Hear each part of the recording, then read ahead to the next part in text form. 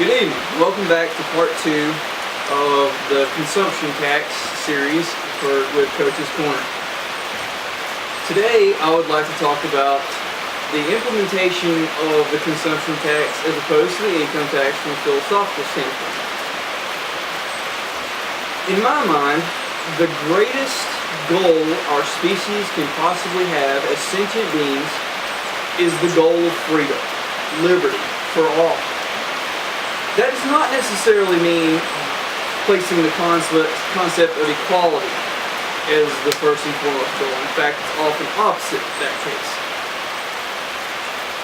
In today's society, you often hear people talk about America as this unfettered capitalistic society, and that could not be further from the truth. The first point I'd like to make is that we need to apply an accurate definition of what socialism is. And that is the ownership or control of the means of production. By implementing an income tax, a progressive tax system,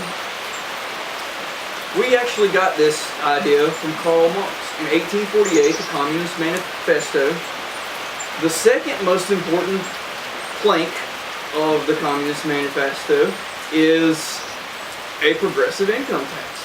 Karl Marx knew that applying a graded scale of income collection based on the amount of wealth accrued was the first step in promoting a communist society.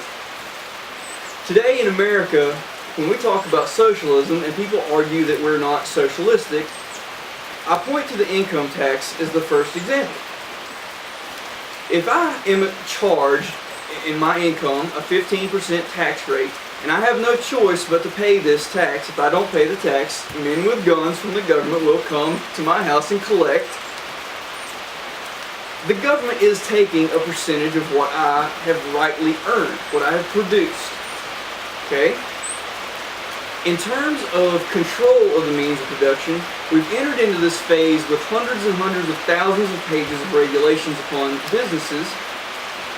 It's the regulation, it's the regulatory structure and the sheer amount of regulation that is that equals the diktats of what government wants to do with and for businesses.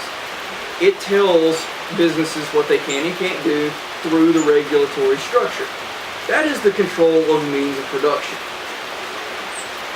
In terms of abolishing private property, which is the ultimate goal of communism, and which socialism is the road to communism, as Karl Marx would acknowledge, that comes from the income tax.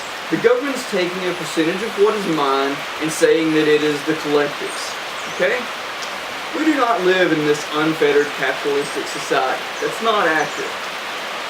What the consumption tax does in terms of promoting freedom is it gives the consumer, the individual, not groups, not special privileges, not loopholes, not deductions, not tax credits handed out by the government because of lobbying. It gives the individual the power to choose when and where we pay our taxes.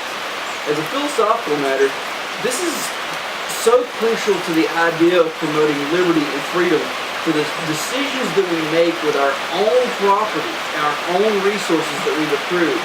It cannot be overstated how important this is. I look at people who put socialism as this beacon of light for which we should gravitate towards. And I think the only means to collect resources in a socialistic society is compulsion. And that's exactly the system that we have in terms of how we collect the income tax. You can ask any number of individuals who've been prosecuted, charged for tax evasion. If you don't pay your taxes, men with guns will show up to your house to get you. Okay? The promotion of the consumption tax and the ability that it has to promote freedom of choice for the individual would do a couple things in promoting liberty and freedom, not just here, but abroad. If we implement a tax system where there is no taxation within the pricing mechanism, as we talked about in the first episode of this series, the embedded taxes, then other societies, when they see the amount of repatriated monies coming back to the U.S.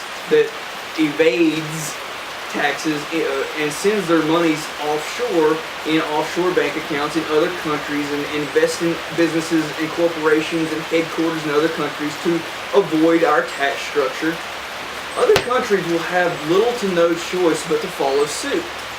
If their citizens hear through the news that we have implemented a tax system that is non-compulsion based, that's voluntarily driven in terms of how we submit and collect taxes, the idea will spread like wildfire. People love freedom. They do not like being compelled to do things. I don't. You don't. Even if you're a socialist, you don't like being compelled to do things. I know better than that.